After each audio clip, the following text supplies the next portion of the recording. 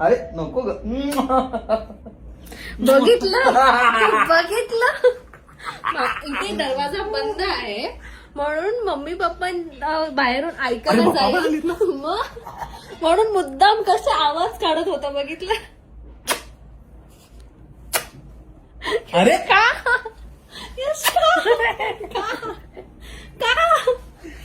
Timepass त्यांना थोडा awkward करायला त्यांच्याच घरात.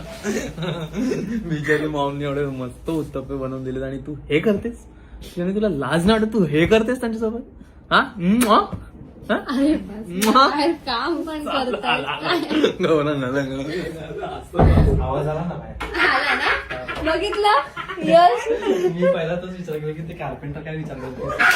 कार्पेंटर घरी आले ते काय विचार करणार.